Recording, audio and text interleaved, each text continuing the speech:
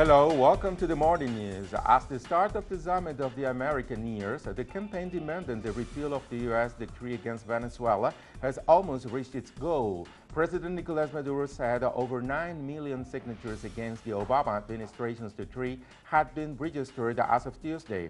Early in the day, senior advisor to the White House, Benjamin J. Rhodes, attempted to backtrack from the previous declaration, saying, quote, "The United States does not believe that Venezuela poses some threat to our national security," quote.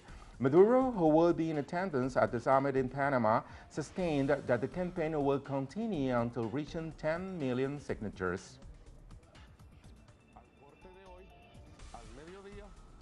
In the middle of the day, at around noon, we have reached 9,182,432 signatures from the men and women of Venezuela. 9,182,432 as of noon today. We are continuing towards our goal of 10 million, and as said before, even more.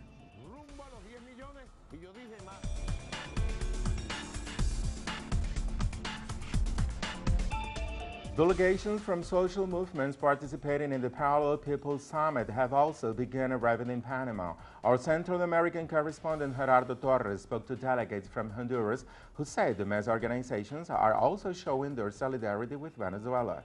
It's getting ready to People's Summit. The Honduran delegation is getting ready to attend to the People's Summit later this week in Panama, along with other social movements from across the region.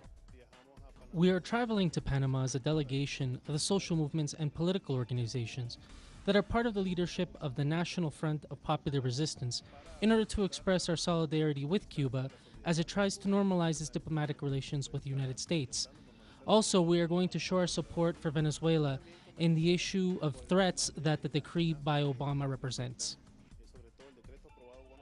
The summit will also commemorate 10 years of the meeting in Mar del Plata, Argentina, when Latin American countries put an end to President George Bush's intentions to create a free trade area under the control of the United States.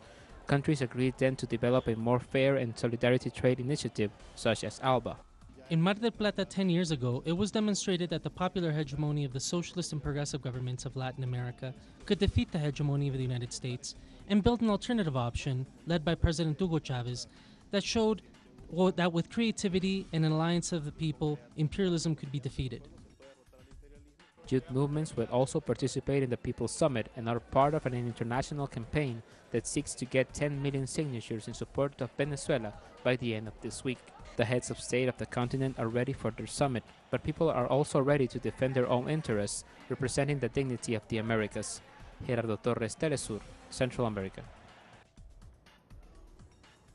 Family members of the victims from right-wing opposition violence in Venezuela also arrived in Panama for the Summit of the Americas and the Parallel Forums. During the press conference, the members of the Victims Committee called on many international leaders to recognize the real victims of the violence. The group also supported government actions to bring to justice those responsible for the violence that killed 43 people last year. Meanwhile, in the Caribbean island of Grenada, President Keith Mitchell and Venezuelan Vice President Jorge Arreaza inaugurated the Hugo Chavez gas plant.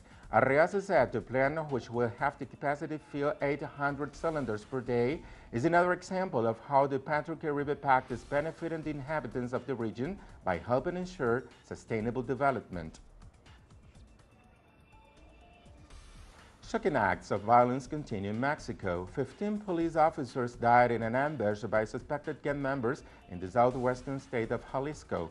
5 others were wounded as the convoy of the Elite State Police Unit was attacked with high-caliber weapons en route to Guadalajara. Authorities suspect the Jalisco New Generation drug cartel of being behind the assault, the deadliest for security forces in 2012.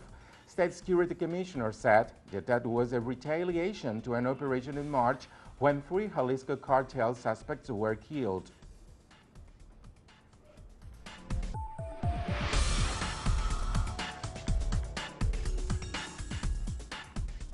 Family members of the 43 missing students from Ayotzinapa gathered in front of the White House as part of their U.S. tour. The Caravan of 43 has been traveling to U.S. cities to draw public attention to the rampant violence in Mexico and Washington's role in the drug war. Under the Merida Initiative, the U.S. has provided $2.3 billion to the Mexican military as part of the so-called drug war, which has claimed over 120,000 lives since 2006. Also in the United States, a white South Carolina police officer was charged with a murder after a video showed him fatally shooting an unarmed African-American man in the back 8 times. Michael Slager is charged with the murder of Walter Scott after a traffic stop Saturday morning. The FBI and Justice Department have begun separate investigations into yet another incident of U.S. law enforcement killing unarmed black people. The new round of Moscow talks between the Syrian government and the opposition has entered its second day. Najwan Abdullah in Damascus brings us more. On Tuesday, after 2 full days of closed-door sessions, opposition representatives came up with a joint document to be discussed with the government delegation.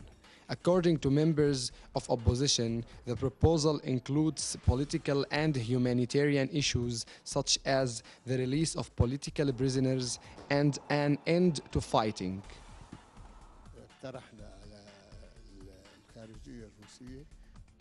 We suggested to the Russian Foreign Ministry that the priority be about the humanitarian situation, releasing the political prisoners, relief of the affected areas. All of this is aimed at building trust with government.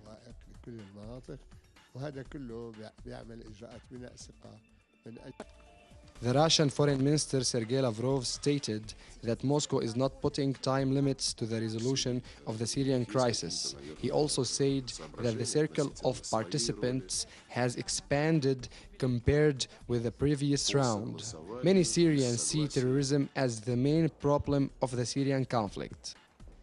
الأساس فيه هو الضغط على الأطراف الداعمة للإرهاب بسوريا. The most important thing is to pressure all the sides who are aiding terrorism to stop funding that. I see that any efforts from the international community to stop terrorism will lead to resolution in Syria. والعدوان على سوريا وتدمير سوريا. طبعا The Russian efforts to end the Syrian internal conflict reflect the important role it has in the region and the determination to solve the Syrian crisis in a peaceful way. Najwan Abdullah, teleSUR, Damascus, Syria. Despite the growing humanitarian crisis, the United States government announced that it will provide intelligence and weapons to the Saudi-led coalition invaded Yemen, speeding up arms deliveries. According to the World Health Organization, at least 540 people have died since the invasion began, while the United States nation says at least 100,000 civilians have been displaced.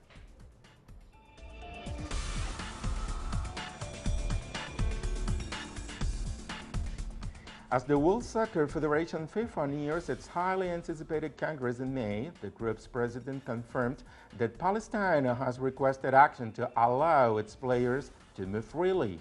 Soccer chief Jibril Rajoub will meet with FIFA president Sepp Blatter after Palestine requested Israel's be suspended from FIFA from restricting the movement of their athletes. Israel routinely blocks transit between the Gaza Strip and the occupied West Bank.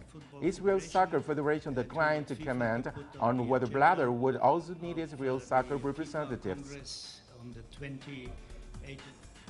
More on these and other stories on our website, telesurtv.net/English. Thank you for watching and have a nice day.